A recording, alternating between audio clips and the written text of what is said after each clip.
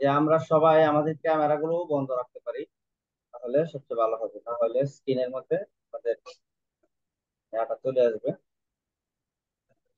তো আমরা গত ওরিয়েন্টেশন ক্লাসে কিছু আলোচনা করছিলাম, তারপর আজকে যেহেতু নতুন প্রথম ক্লাস, তো একবারে শুরু থেকে আমরা আলোচনা করব।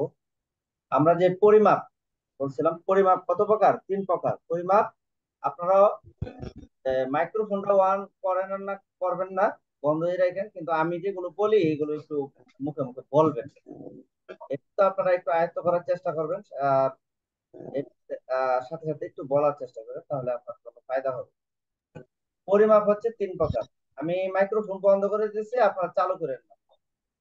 সাগর ভাই হ্যাঁ, বলেন। সহ আপনারা যারা আছেন সবাই, মাইক্রোফোনটা আমি বন্ধ করে দিচ্ছি, আপনারা চালু করেন। যখন দরকার লাগবে হুম।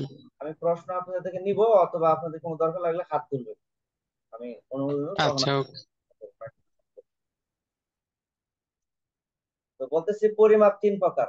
মাইক্রোফোন অন করার দরকার কেন, অফ রাখা দরকার কেন? না হলে আপনার এখান থেকে নয়েজ আসতে পারে, সবার ক্লাসে ডিস্টার্ব হতে পারে। তো পরিমাপ 3 প্রকার। তোমার হচ্ছে রৈখিক পরিমাপ, 2 নম্বর বর্গ পরিমাপ, 3 নম্বর হচ্ছে গণ পরিমাপ। রৈখিক পরিমাপটা কি? রৈখিক পরিমাপটা হচ্ছে যেটা রেখা পরিমাপ করা হয়। মানে আমরা যে রাস্তার মধ্যে মাইল কিলোর জন্য যে কিছু দেখি না, রাস্তার সাইডে যে বোর্ড দেখি না, সেই বোর্ড গুলোর মধ্যে লেখা থাকে যে চট্টগ্রাম থেকে ঢাকা, ঢাকা থেকে চট্টগ্রাম এত কিলোমিটার, হ্যাঁ কুমিল্লা এত কিলোমিটার, ময়মনসিংহ এত কিলোমিটার, এরকম লেখা থাকে না? সেগুলো হচ্ছে কি, এই যে মাইল কিলোটা লেখা থাকে, এটা কিন্তু কোনো প্রস্থ মাপা হয় না, এটা শুধু দৈর্ঘ্য একদিকে মাপা হয়, মানে রেখা মাইপা দেওয়া হয়। তো সেই জন্য এটাকে রৈখিক পরিমাপ বলা হয়।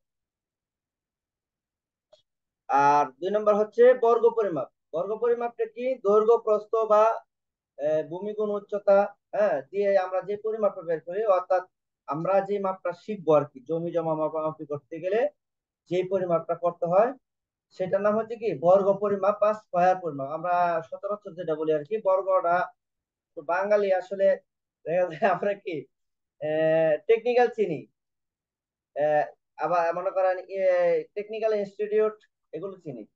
আমরা কিন্তু প্রকৌশলী বিশ্ববিদ্যালয়, যদি বলি এরকম চিনতে কম চিনি।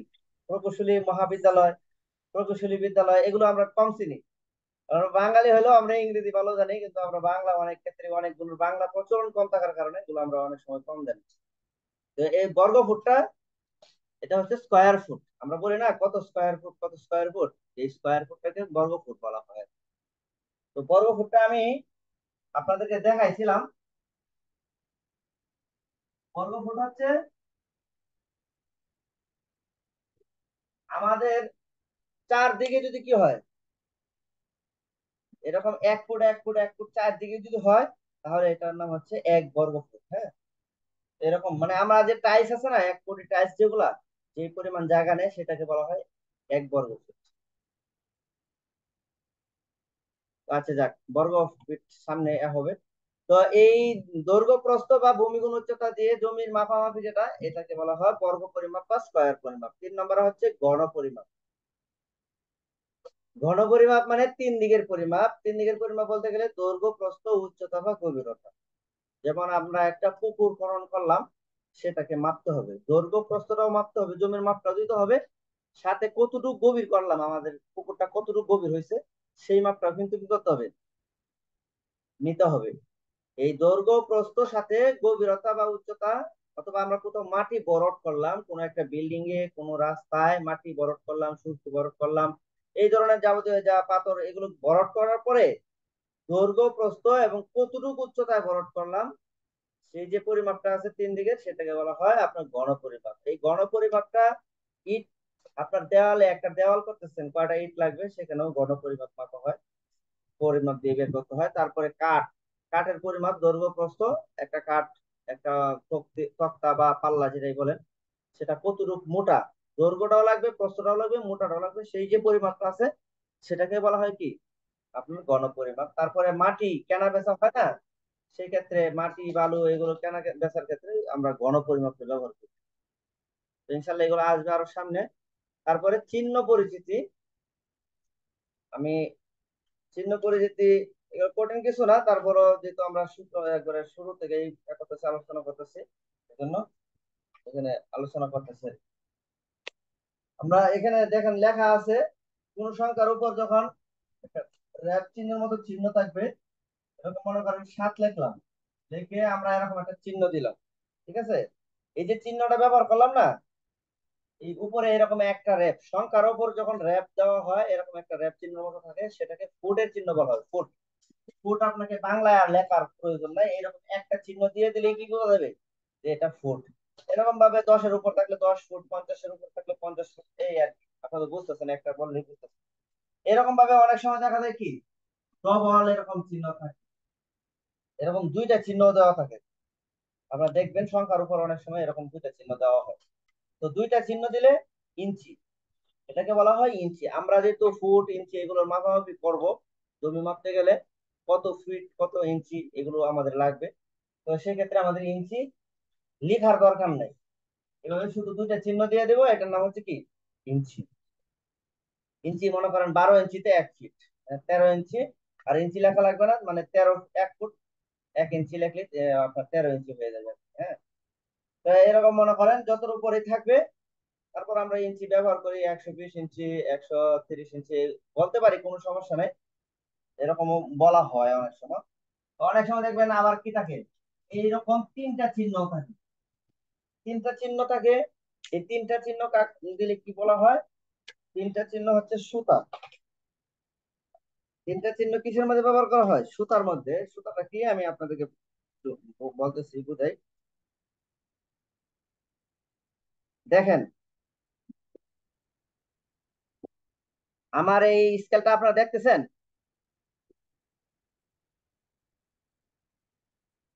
আমি যখন কিছু জিজ্ঞেস করব, তখন আপনারা মাইক্রোফোনটা অন করে একটু বলবেন, হ্যাঁ বলে দেখতেছি ভাই, দেখতেছি।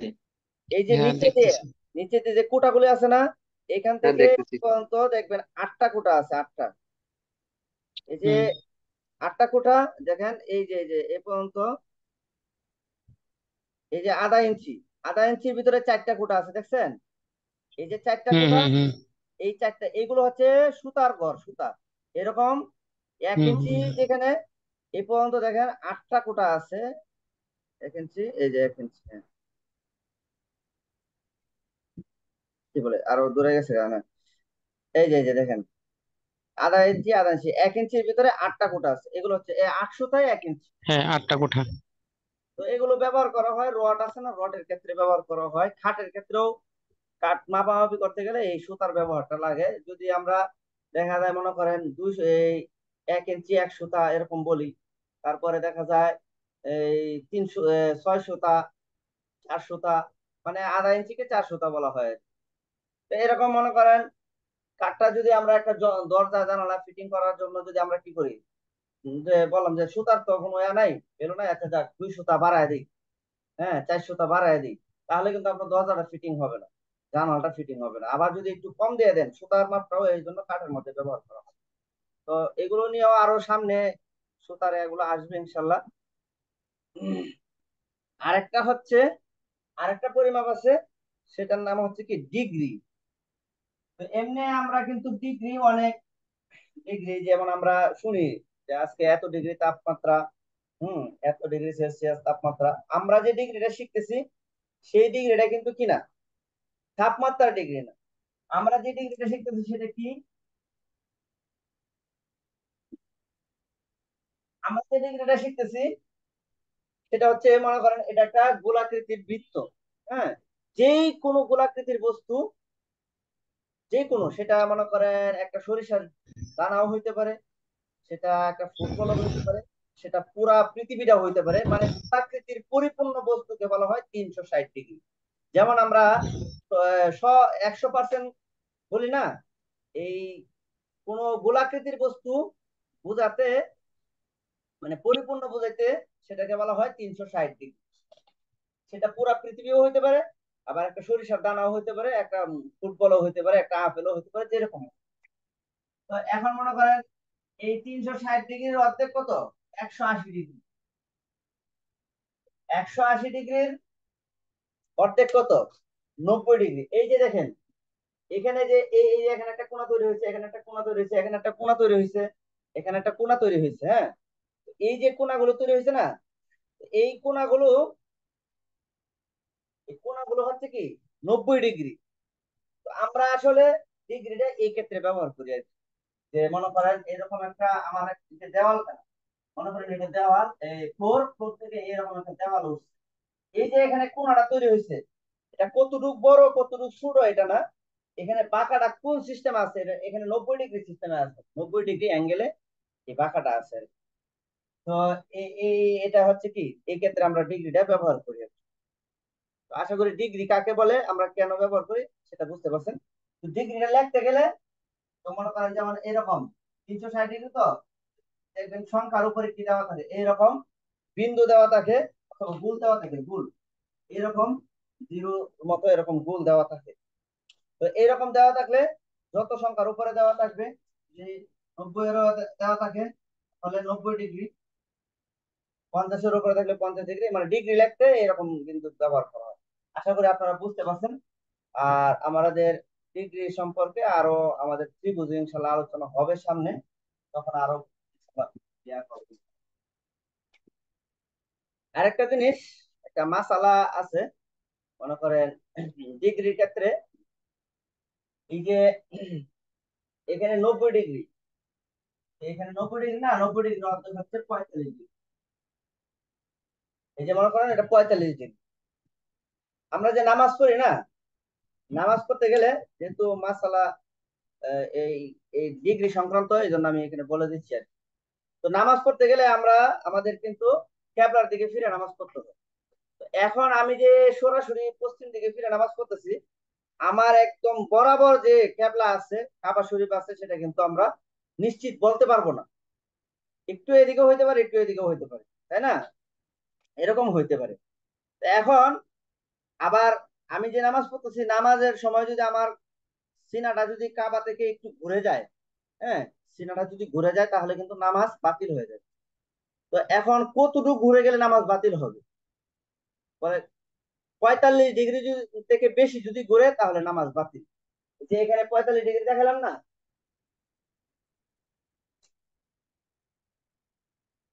এই এটার অর্ধেক এরকম 45 ডিগ্রি, যেমন এত একটু হালকা ঘুরলে এটার নাম হচ্ছে 45 ডিগ্রি হয়। একবারে যদি 45 ডিগ্রি থেকে আরো বেশি ঘুরে যান তাহলে নামাজ বাতিল হবে। মানে 45 ডিগ্রি পর্যন্ত যদি ঘুরে দাঁড়ানো হয় তাহলে নামাজ বাতিল হবে না। কারণ আমাদের পশ্চিম দিকে আমরা দাঁড়াইছি, একেবারে মুখ বরাবর এই যে কাবা শরীফ আছে সেটা নিশ্চিত না, একটু এদিকেও হইতে পারে, একটু এদিকেও হইতে পারে। তো আমরা সরাসরি সোজা যদি পশ্চিম দিকে দাঁড়াই তাহলে আমাদের সর্বোচ্চ 45 ডিগ্রি থেকে বেশি দেওয়া হয় না আর কি। এই জন্য মাসালা হচ্ছে 45 ডিগ্রি বেশি ঘুরে গেলে নামাজ বাতিল হয়, এর আগে বাতিল হয় না। আচ্ছা যাক, এটা হচ্ছে মাসালা। তো এখন আমরা আর কিছু পড়া পড়ি, যেহেতু এখানে আসছে মাসালাটা সেটা বলে দিলাম। দেখেন, কিছু পরিমাপ, আমরা পরিমাপ গুলো মুখস্থ করব। এই পরিমাপ গুলো মুখস্থ করার ক্ষেত্রে একটা জিনিস আমরা লক্ষ্য রাখবো। দেখেন আমি ঠিক চিহ্ন দিয়ে দিচ্ছি আপনাদের শীট গুলোর ভিতরে, যারা ভর্তি হয়েছেন তারা তো শীট পাইছেন, শীটের মধ্যে দেখবেন এই যে ঠিক চিহ্ন দিয়ে দিছি। যেগুলো জরুরি, বেশি ভেরি ভেরি ইম্পর্টেন্ট, এগুলোর মধ্যে আমি টিক চিহ্ন দিয়ে দিচ্ছি। এরপরে এই যে দেখেন এখানে আবার বোল্ড করে দিচ্ছি। এই বোল্ড আবার টিক চিহ্ন, মানে ইম্পর্টেন্টের উপরে ইম্পর্টেন্ট, এগুলো একবার অনেক বেশি ইম্পর্টেন্ট আর কি। যেগুলো বেশি ইম্পর্টেন্ট এগুলো বোল্ডও করে দিছি, এগুলো আবার ঠিক চিহ্ন দিয়ে দিচ্ছি। তার মানে ঠিক চিহ্ন যেগুলো, এগুলো অবশ্যই মুখস্থ করবেন আপনারা। এখন কথা হচ্ছে আমরা যারা বয়স্ক মানুষ আমাদের কিন্তু ওই রকম মুখস্থ হয় না। তো মুখস্থ থাকে না আর কি, মুখস্থ হইলেও মুখস্থ থাকে না। তো আমাদের কি করতে হবে, আমাদের করণীয় হলো আমরা একবার ভালো করে মুখস্থ করব। এরপরে যদি মুখস্থ না থাকে, না থাকুক কোনো সমস্যা নাই, এরপরে আমরা একটু রিভিশন দেবো। দেখবেন যারা কলেজ বা সিটিতে পড়ে, হ্যাঁ, বিভিন্ন পরীক্ষায় অংশগ্রহণ করে, তারা কিন্তু হাজার হাজার নৈবিত্তিক মুখস্থ করে। তো তারা যে মুখস্থ করে সব নৈবিত্তিক কিন্তু তাদের মুখস্থ থাকে না। প্রথম অবস্থায় মুখস্থ করার পরে তারা প্রতিদিন কি করে, রিভিশন দেয়, রিভিশন দেয়। রিভিশন দিলে কি হয়, পরবর্তীতে যখনই আপনার দরকার হবে দেখবেন এটা বাইরে হয়ে যাবে। হ্যাঁ, এই জন্য রিভিশন, বেশি বেশি রিভিশন দেবেন, একবার ভালো করে মুখস্থ করুন তারপরে রিভিশন দেবেন ইনশাআল্লাহ। তো 4.356 বর্গ ফুট সমান সমান 1/4। এখানে এক শব্দটা বসবে আর কি। 1/4 মানে হচ্ছে কি, 4টা টাইলস 1 ফুটে 1 বর্গ ফুট বা 1 স্কোয়ার ফিট, আমি দেখাইছি না, এই যে এটা এখানে দেখাইছি যে তো এইরকম 4টা টাইলস এবং আরো একটা টাইলসের 3/1 ভাগ হলে যে পরিমাণ জায়গা নিবে সেই জায়গাটাকে বলা হয় 1 অযুতাংশ। হ্যাঁ, এইরকম 100 অযুতাংশ হইলে আপনার 1 শতাংশ হয়। তো 1 শতাংশ কত বর্গ ফুট? বলে 435.6 বর্গ, 6 শূন্য লেখা আছে, 6 এর পরে শূন্য, দশমিকের পরে সংখ্যার পরে শূন্য না বললেও চলে, বলতে হয় না, এমনি একটা শূন্য থাকে, আপনারা যারা অঙ্কের বিষয়ে জানেন তারা জানেন। 435.6 বর্গ ফুট বা 6 শূন্য বর্গ ফুটে কি হয়? 1 শতাংশ হয়। এটার মানে কি? মানে 435 থেকে 36টা টাইলসে যে পরিমাণ জায়গা নিবে আর কি, এই পরিমাণ জায়গাকে কি বলা হয়? 1 শতাংশ বলা হয়। 1 শতাংশ জায়গা একেবারে কম না। আমাদের মনে করেন 2টা রুম, একটা বাথরুম, একটা কিচেন, একটা ডাইনিং স্পেস সহ এইরকম জায়গা হবে, মানে একটা ছোট ফ্যামিলি থাকতে পারবে। এইরকম জায়গার নাম হচ্ছে কি, এতটুকু জায়গা হচ্ছে 1 শতাংশ। এটা যাই হোক। এরপরে আপনার 720 বর্গ ফুটে 1 কাঠা বলা হয়। এটা হচ্ছে সরকারি একটা পরিমাপ। তো এটা সরকারি কত আইনই আছে, কিন্তু সব আইন কিন্তু সব জায়গায় বাস্তবায়ন নাই। এই 720 বর্গ ফুটে 1 কাঠা এটা সরকার নির্ধারিত, কিন্তু এই পরিমাপটা কোথায় আছে আমি জানি না। ঢাকাতে 654 বর্গ ফুটে 1 কাঠা। আমাদের ইয়াতে মানে 1.5 শতাংশ 1 কাঠা আর কি ঢাকাতে। তো এমনিতে 1 শতাংশ হচ্ছে 435.6 বর্গ ফিট, সেই হিসেবে 654 বর্গ ফিটে আপনার 1 কাঠা। আমাদের নেত্রকোনা, আমার বাড়ি হচ্ছে নেত্রকোনা কেন্দ্র, সেখানে আপনার 10 শতাংশে 1 কাঠা। 10 শতাংশে 1 কাঠা মানে 4,356 বর্গ ফুটে 1 কাঠা। তারপরে আপনারা আমাদের নেত্রকোনা একবারে প্রপারে গেলে ওখানে নাকি 8 শতাংশে 1 কাঠা। আবার ময়মনসিংহ চলে আসবেন, সেখানে আপনার 6 শতাংশে 1 কাঠা। ঢাকা চলে আসবেন 1.5 শতাংশে 1 কাঠা। মানে আসলে কাটা, কাটা টাটা, তারপরে যে আমাদের ইয়া আছে কাটা, তারপরে কানি গন্ডা টন্ডা, এগুলো যে পরিমাপ বিভিন্ন জায়গায় আছে, এগুলো হচ্ছে আঞ্চলিক হিসাব। হ্যাঁ, আঞ্চলিক হিসাব কিন্তু কোনো কাগজপত্রে থাকে না। আমাদের যে খতিয়ান আছে, হ্যাঁ, খতিয়ানের ভিতরে, দলিলের ভিতরে, এগুলোর ভিতরে কিন্তু কাটা টাটার হিসাব লেখা থাকে না। এগুলোর ভিতরে লেখা থাকে শতাংশ, এগুলোর ভিতরে লেখা থাকে অযুতাংশ, এগুলোর ভিতরে লেখা থাকে আপনার বর্গ ফুট, বা আপনার এই যে একর, একর, শতাংশ, অযুতাংশ, যে পরিমাণ গুলি আছে না, এগুলো লেখা থাকবে। এগুলো হচ্ছে স্ট্যান্ডার্ড, এগুলো সারা বিশ্বের সব জায়গায় আপনি এই মাপগুলো পাবেন। আপনি যদি আমাদের কাছে জমি মাপা শিখেন, তো আপনি মনে করেন বিদেশে কোথাও যদি যান, ওই দেশে গিয়েও জমি মাপামাপি করতে পারবেন, কারণ ওইখানেও এই শতাংশের মাপটা আছে, বর্গ ফুটের মাপ আছে। শুধু আপনার ভাষাটা শিখে নিতে হবে, ওই দেশে গিয়েও আপনি মাপামাপি করতে পারবেন। তারপরে দেখেন 1 কাঠা, এই যে 720 বর্গ ফুটে যে 1 কাঠা, সেইটা শতাংশ হিসেবে কতটুক? 1.6528 শতাংশে কি 1 কাঠা। 14,400 বর্গ ফিটে 1 বিঘা, এটা নির্দিষ্ট। 14,400 বর্গ ফিটে কি 1 বিঘা, এটা নির্দিষ্ট। তারপরে 20 কাঠা সমান সমান 1 বিঘা। বিজ্ঞান শিক্ষা ওই কোন 20 কাঠা, এটা আমাদের নেত্রকোনা কেন্দ্র 20 কাঠা না, সেখানে তো 10 শতাংশে 1 কাঠা। এটা হচ্ছে ওই যে 720 বর্গ ফুটে যে 1 কাঠা বলে, সেই রকম 20 কাঠায় 1 বিঘা বলা হয়। তো 1 বিঘা, এটা একজাক্টলি কতটুকু পরিমাণটা? তো 1 বিঘা হচ্ছে 33.06 শতাংশ, প্রায় মানে 33.33 শতাংশ থেকে একটু বেশি। এই পরিমাণটাকে কি বলা হয়? 1 বিঘা বলা হয়। বিঘাটাও নির্দিষ্ট। 100 শতাংশে 1 একর বলা হয়।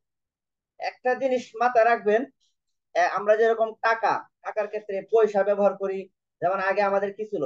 5 পয়সা, 10 পয়সা, হ্যাঁ, 4 আনা, 8 আনা ছিল, তারপরে 1 টাকা ছিল। এখন কিন্তু আমরা এই যে 5 টাকা, 10 টাকা এরকম ব্যবহার করি। তো টাকার ক্ষেত্রে 1 টাকাটা হচ্ছে একটা একক। এই যে 5 পয়সা, 10 পয়সা, হ্যাঁ, 4 আনা, তারপরে 8 আনা, এরকম যে আমরা 25 পয়সা ব্যবহার করতাম, এগুলো কিন্তু একক না। তো জমির ক্ষেত্রেও একক হচ্ছে কোনটা? একক হচ্ছে একরটা, একর। 100 শতাংশে 1 একর, এটা হচ্ছে জমির একক। তো একটা কথা বলি, এটা আপনারা যারা বুঝেন বুঝেন, না বুঝলেও কোনো সমস্যা হবে না। মানে এই আমরা যে শতাংশ বলি না, শতাংশটা কোথা থেকে বলি? বলে 100 শতাংশে 1 একর না, এই 1 একরের 100 ভাগের 1 ভাগকে বলা হয় কি? শতের 1 অংশ, তো এই জন্য বলা হয় শতাংশ। শতের 100 শতাংশে 1 একর, এই 100 শতাংশের 1 ভাগ, মানে 1 একরের 100 ভাগের 1 ভাগকে বলা হয় শতাংশ। এরপরে দেখেন 1 একর সমান সমান 10,000 অযুতাংশ। তো 10,000 অযুতাংশ দেখেন 9,999। আমি যদি আমার বোর্ডে লিখি, দেখেন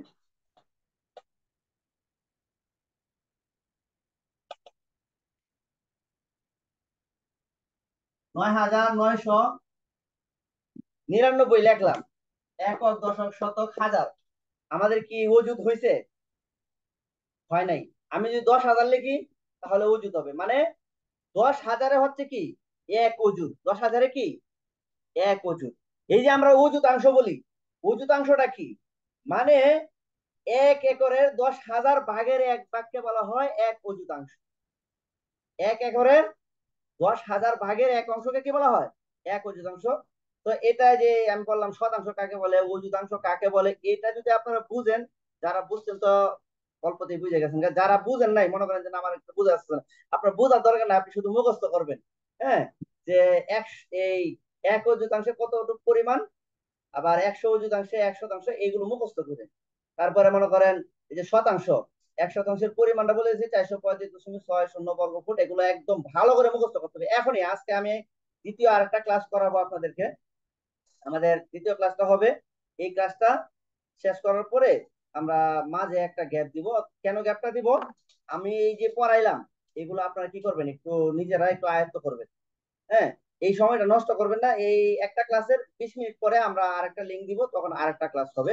মানে আমাদের প্রতি সপ্তাহে শুধু বুধবারে ক্লাস হবে, কিন্তু প্রতি বুধবারে 2টা ক্লাস হবে। প্রতিটা ক্লাস 35 থেকে 40 মিনিটের বেশি হবে না। কেন, আমি ইচ্ছা করলে কিন্তু 1-1.5 ঘন্টাও করা যায়। হ্যাঁ, 1-1.5 ঘন্টা করলে দেখা যাবে আপনারা পরবর্তীতে যখন আমাদের এই ভিডিওগুলো দেখবেন, তখন আপনাদের কাছে একটা বিরক্ত মনে হবে। অনেক ক্লাস আছে যে 1 ঘন্টা, 2 ঘন্টা, 3 ঘন্টা করে, তো এগুলো পরবর্তীতে দেখতে গিয়ে অনেক বিরক্ত লাগে। তো আমি সেটার জন্য আমাদের কোর্সটাকে এত এইভাবে সাজাইছি যেন আমাদের প্রতিটা ক্লাস কি হয়, 35, 40, 30, 35, 40 মিনিট করে হয়। যে এর দ্বারাতে অনেক ভালো ফায়দা পাবেন। যেমন আপনারা মনে করেন একটা ভিডিও একবারে কোনো ধরনের পরিশ্রম ছাড়াই দেখে ফেলাইতে পারেন। এক একটা বিষয় ভিত্তিক ভিডিও গুলো আমরা রাখবো আর কি। এই যে এখন লাইভ ক্লাস করতেছেন, সাথে আবার কি হবে, এই প্রত্যেকটা ভিডিও আমাদের লাইভ লাইভও হচ্ছে আমাদের ফেসবুক থেকে। ফেসবুক আমাদের নির্দিষ্ট একটা গ্রুপ আছে, যারা ভর্তি হবেন, ভর্তি কনফার্ম করলে আমরা কি করব, যে যারা এখন ভর্তি কনফার্ম করছে, এখন আপনাদের অনেকেরই হয়তো বা লিঙ্ক দিই নাই, তো আপনাদেরকে ওই গ্রুপের লিঙ্ক দিয়ে দিব। ওখানে আপনারা কি করবেন, অ্যাড হয়ে যাবেন। তখন আপনারা এই যে আমাদের যে ওরিয়েন্টেশন ক্লাসটা যেটা হয়েছে, আজকের ক্লাসটা যে হচ্ছে, আজকের ক্লাসটা কিন্তু সবার জন্য ওপেন না। যারা শুধু আমাদের এখানে ভর্তি হওয়ার জন্য কনফার্ম করছেন, তাদের জন্য আমি আজকের ক্লাসটা দিচ্ছি আর কি। আজকের যেহেতু এটা প্রথম ক্লাস, এটা আমি ইউটিউবে হয়তো বা ছেড়ে দিতে পারি, কিন্তু ফেসবুকে সবার জন্য ওপেন করে দেই না আর কি। কিন্তু আপনারা ফেসবুকে আমাদের যে লাইভ হচ্ছে, প্রত্যেকটা ক্লাসেই লাইভ পাবেন। আমাদের যে 44তম ব্যাচের যে ক্লাসগুলি হয়ে গেছে, এখন পর্যন্ত 17টা ক্লাস হয়ে গেছে, তো ওইগুলো আপনারা চাইলে দেখতে পারবেন। যাদের একটু তাড়া আছে যে না, আমরা এই 3 মাস সময়, এতটা সময় আমরা কি করতে পারবো না, আমাদের অনেক বেশি হয়ে যায়, তো আপনারা কি চাইলে ওখানে লাইভ ক্লাস গুলো একবারে সিরিয়াল ভাবে দেওয়া আছে, ওখান থেকে আপনারা কি করতে পারবেন, 1 থেকে 20 পর্যন্ত ক্লাসগুলো করেও আপনারা পরীক্ষা দিয়ে আগে আগে সার্টিফিকেট নিতে চাইলে পারবেন। আচ্ছা যাক, তো যেটা বলতেছিলাম, এই যে যেগুলো বোল্ট এবং টিস্যু, এগুলো আপনারা অবশ্যই মুখস্থ করবেন। দেখেন, 1 বিঘা সমান সমান 33.60 শতাংশ, 100 শতাংশ সমান সমান 1 একর, 1 একর সমান সমান কি 10,000 অযুতাংশ। কত অযুতাংশ? 10,000 অযুতাংশ। আবার এরকম 100 অযুতাংশ হচ্ছে কি 1 শতাংশ। তারপরে দেখেন এওর হেক্টর, আমরা বিভিন্ন খবরে শুনে থাকি যে এত হেক্টরে কি হয়েছে, আলু চাষ হয়েছে, পেঁয়াজ মরিচ চাষ হয়েছে, তো সেটা কি, 1 এওর সমান সমান হচ্ছে 100 বর্গ মিটার, বা 2.47 শতাংশ, মানে 4-7 শতাংশ, মানে 2.5 শতাংশের কাছাকাছি আর কি 1 এওর। হেক্টরটা কি বলে, 247 শতাংশকে 1 হেক্টর বলে, বা 2.47 একর, মানে 247 শতাংশ বা একর হিসেবে 2.47 একরকে কি বলা হয়, 1 হেক্টর। ওই যে আমরা 1,000 হেক্টর, 5,000 হেক্টর, 10,000 হেক্টর জমি শুনি না, এগুলো আর কি। এরপর দেখেন মিলিমিটার, তো 10 মিলিমিটারে 1 সেন্টিমিটার বলা হয়, আর 10 সেন্টিমিটারে 1 ডেসিমিটার বলা হয়, 10 ডেসিমিটারে 1 মিটার বলা হয়, 100 সেন্টিমিটার সমান সমান কি 1 মিটার। এইভাবে 1,000 মিটার সমান সমান 1 কিলোমিটার। আমরা আসলে মিটারের পরিমাপ দিয়ে জমি জমা মাপামাপি করবো না, তারপরে মিটার যেগুলো মাপামাপি আছে এগুলো আমরা শিখে নিব আর কি। তো এখন এই যে সেন্টিমিটারের পরিমাণটা, মিলিমিটার, সেন্টিমিটার, এগুলো পরিমাণটা কি, এগুলো তো আমরা এমনি ইঞ্চিটা বুঝি। আমরা যেহেতু ইঞ্চিটা মানে সচরাচর ব্যবহার করি, ইঞ্চি তো বুঝি যে 12 ইঞ্চিতে 1 ফিট। আবার ইঞ্চির পরিমাণটা কতটুকু, আমরা যেমন তার কাটা টারকা বিভিন্ন কিনি, তখন ইঞ্চিটা ব্যবহার করি। তো এইরকম মনে করেন 2.54 সেন্টিমিটারে কি বলা হয়, 1 ইঞ্চি ধরা হয়। তো এগুলো আপনারা মুখস্থ করবেন। দেখেন আরো কিছু পরিমাপ দেখা আছে, 1 ইঞ্চি সমান সমান 8 সুতা। এটা তো আপনাদেরকে বলছি যে 1 ইঞ্চি সমান সমান 8 সুতা, স্কেল দিয়ে একটু আগে দেখাইছিলাম। এরপরে লিঙ্ক, একটা পরিমাপ আছে ব্রিটিশ আমলে কি হতো, ব্যবহার হইতো। আমরা যেভাবে আজকে কি করি, ফিতা দিয়ে জমি মাপামাপি করি না, ব্রিটিশ আমলে কিন্তু এরকম ফিতা দিয়ে জমি মাপামাপি হতো না। ওই সময় শিকল দিয়ে জমি মাপামাপি হতো। একজন জমি মাপামাপি করতো, তো ওনার শিকল নিয়ে আরো 10 জন টানাটানি করতে হইতো, কয়েকজন টানাটানি করতে হইতো, এরকম হতো। এখন কিন্তু সেই শিকলটাকে কনভার্ট করে ফিতার মধ্যে নিয়ে আসা হয়েছে। তো এখন দেখা যায় 20টা 30টা ফিতা একজন ব্যাগে নিয়ে অনায়াসে চলে যেতে পারে। তো এই যে লিঙ্ক, লিঙ্ক দিয়ে যেহেতু আমাদের সিএস জরিপটা হয়েছিল, বা আপনারা অনেক সময় লিঙ্কের কথা শুনবেন, এই জন্য লিঙ্কের পরিমাপটা এখানে দেওয়া হয়েছে। এক লিঙ্ক সমান সমান হচ্ছে 7.92 ইঞ্চি। সবগুলো পরিমাপকে ইঞ্চিতে দেখা দেওয়া হয়েছে। কেন দেখা দেওয়া হয়েছে, কারণ ইঞ্চিটা আমরা বেশি জানি, ইঞ্চির পরিমাণটা আমাদের পরিচিত। এই জন্য এক লিঙ্ক সমান সমান 7.92 ইঞ্চি। আবার এক লিঙ্গে ফুট হিসেবে ধরলে 0.66 ফুট আর কি, মানে পুরা এই 1 ফুট তো না, এক থেকে আরো কম, 0.66 ফুট হয়।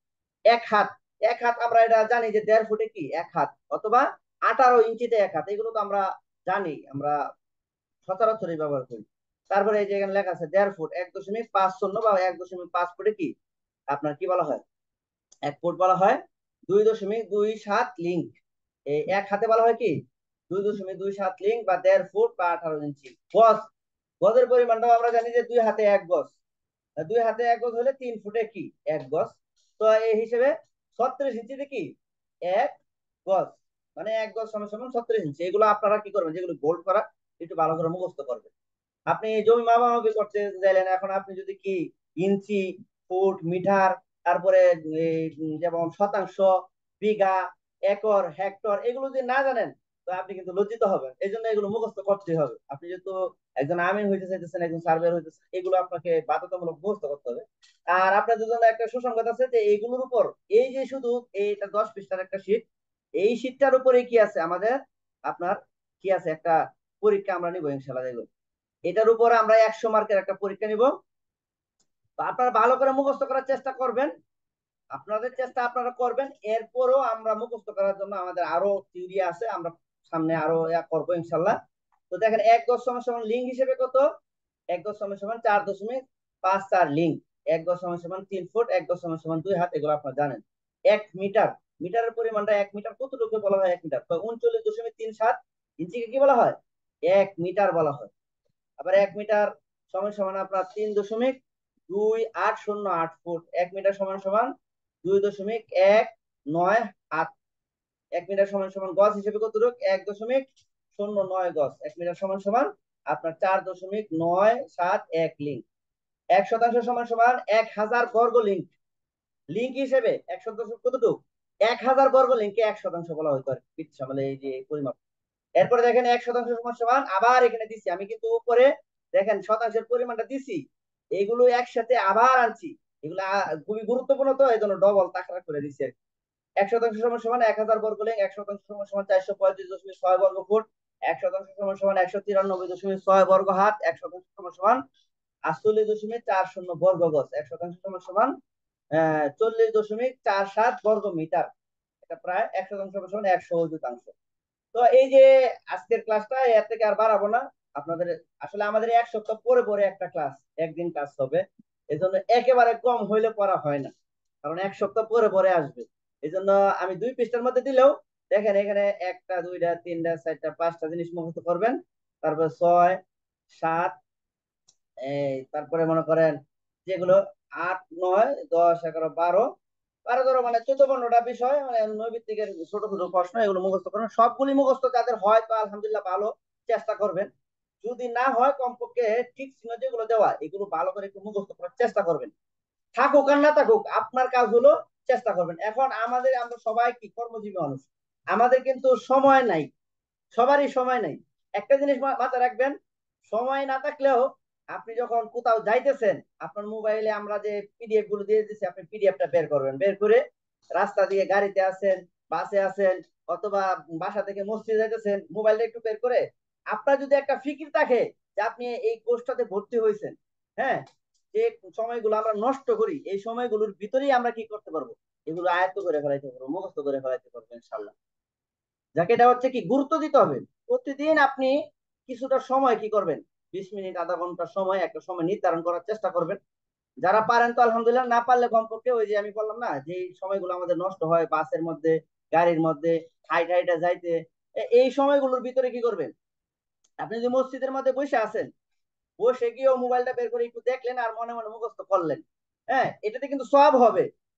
আপনি যে কেন শিখতেছেন এই ভূমি জরিপটা, আপনার নিয়ত থাকতে হবে আমার নিজের হক আমি বুঝে নিব, এবং মানুষকে মানুষের হক আমরা কি করব, বুঝাইয়া দিব। মানুষের আমানত মানুষকে বুঝাইয়া দিব। রসুল সাল্লাহ আলাইসাল্লাম মানুষকে মানুষের আমানত বুঝাই দিতেন। তো আমরাও সেই আমানতদার হইতে চাইতেছি। এই যে আমিন, আমিন শব্দের অর্থ হচ্ছে আমানতদার, বিশ্বস্ত। কিন্তু আজকে সমাজের আমিন যারা, তারা বিষয়ে আপনারা ভালো জানেন কতটা আমানতদার। আমি চাইতেছি, আমরা চাইতেছি আমার মতো এরকম শত হুজুররা আজকে ভূমি জরিপ ক্লাস করাইতেছে। কেন করাচ্ছি আমরা? আমরা চাইতেছি বিশ্বস্ত প্রজন্ম, একটা আমিন প্রজন্ম তৈরি হোক, মানুষের মধ্যে বিশৃঙ্খলা, হ্যাঁ, হানাহানি, মারামারি, কাটাকাটি অনেক কমে যাবে যদি আমরা সবাই এই সমস্ত জমি জমার বিষয়ে জানি। এটাই আর কি। আচ্ছা, আপনাদের কোনো বিষয়, কোনো প্রশ্ন থাকলে বলতে পারেন। আজকের যে ক্লাসটা করাইলাম, যে এই বিষয়টা আসলে বুঝার মতো তো এখানে আর কি বুঝবেন, এটা মুখস্থ করতে হবে, না হলে বুঝে আসবে না, অনেকের কাছে একটু নতুন লাগবে। কিন্তু তারপরেও আসসালামু বলেন। আলাইকুম হুজুর। জি জি বলেন। হ্যাঁ, আপনি যে 1 থেকে 20তম ক্লাসের কথা বললেন সেটা কোথায় পাবো, এই লিঙ্কটা একটু দিন। হ্যাঁ হ্যাঁ, দিব ইনশাল্লাহ, দিয়ে দিব। এগুলো সব জি এগুলো আমাদের এই যে ইয়ার ভিতরে আছে, আপনার ফেসবুক গ্রুপের মধ্যে লাইভ আকারে আছে প্রতিটা ক্লাসেই। ক্লাসটা হোক, আপনি চাইলে কি করতে পারবেন, জুমে ক্লাস না করে সরাসরি আমাদের লাইভেও ক্লাস হতে হবে, ওখানে অনেক মানুষ একসাথে আছে। আচ্ছা যাক, ওটা দিয়ে দিব ইনশাল্লাহ। যারা ভর্তি কনফার্ম করছেন তাদেরকে তো অবশ্যই দিব, জি আর জি যারা জি জি এখন গ্রুপের লিঙ্কটা দিন আমাদের ইনশাআল্লাহ। আপনি ভর্তি হবেন নিশ্চয়তা দিচ্ছেন, এই জন্য আমি অ্যাড করে দিছি। আপনারা ফিটি দিয়ে একটু মানে আমাকে কনফার্ম করে দেন, তাহলে আপনাদেরকে ওই গ্রুপে অ্যাড করে দিব ইনশাল্লাহ। আর যারা এই আমি একটু গ্রুপে বলবো। আমি আমি আমি পার্সোনাল ভাবে আপনাদেরকে দিয়ে দিব ওই গ্রুপটা। ওখানে আপনারা খালি শুধু রিকোয়েস্ট দিলে, আমি অ্যাকসেপ্ট করে দিলে আপনারা সব ভিডিও পাবেন ইনশাল্লাহ। হুজুর আচ্ছা, আমি একটু বলবো। জি জি বলেন বলেন। আমাদের লিঙ্কটা বলছি হয়তো বা কি কেটে যেতে মানে পারে, কেটে গেলে এমনি।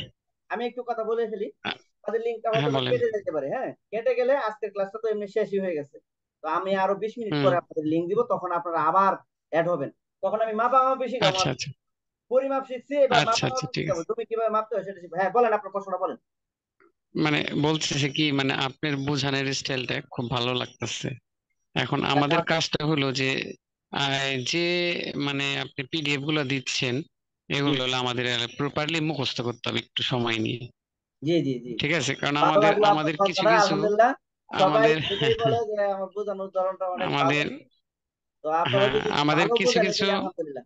জি বলেন। হ্যাঁ হ্যাঁ ওইটাই। আমাদের কিছু কিছু মানে পরিমাপ মানে অনেক আগের শেখা আছে, একটু জি। মুখস্থ আছে। তবে মানে ওই তো এই যারা সবগুলোই জেনারেল মুখস্থ লাইনে পড়ছেন, আপনারা মুখস্থ ছিল। সবাই হ্যাঁ পড়ছেন, হ্যাঁ হ্যাঁ তো হয়তো বা এখন হ্যাঁ আর ওই হ্যাঁ হ্যাঁ চর্চা নাই, মনে নাই, এই হ্যাঁ আর কি। হ্যাঁ হ্যাঁ হ্যাঁ হ্যাঁ হ্যাঁ হ্যাঁ হ্যাঁ। মানে প্র্যাকটিস ম্যান মেক্স পারফেক্ট একটা কথা আছে না, মানে এটা হ্যাঁ, না থাকার কারণে আর কি আমরা হ্যাঁ পারফেক্ট হইতে পারতেছি না, এর এতে জন্য আমাদের এখন কি হচ্ছে, আমাদের আমাদের হ্যাঁ বলেন কোচিংটা বলেন। অংশগ্রহণ করে, বুঝছেন। হুম হুম হুম হুম। অনেক অনেক মানুষ আছে আমার থেকে অনেক ভালো যোগ্যতাও আছে তাদের, কিন্তু তারা ওই প্র্যাকটিসটা একটু কম, হ্যাঁ হ্যাঁ হ্যাঁ। তারা একটু চর্চা করতে চায়। এই জন্য বৌদি জল আমাদের দাও। এখানে অনেক এলএলবি পড়ুয়ারও ভর্তি হয়, অনেক আলেমরা আছে, হ্যাঁ হ্যাঁ হ্যাঁ হ্যাঁ গোয়েন্দা কর্মকর্তা আছে, আপনার আর্মি থেকে আছে, বিডিআতে বিভিন্ন থেকে আছে হ্যাঁ আমাদের। হ্যাঁ হ্যাঁ। আসলে যে যে পদেই থাকুক না কেন, কিন্তু প্রত্যেকটা পদেরই কিন্তু একটা গুরু আছে। জি যেমন এই যে আমরা যে পদে যে পদটা নেওয়ার চিন্তা ভাবনা করতেছি, এই পদে মনে করেন যে আমাদের গুরু এখন আপনি। জি জি।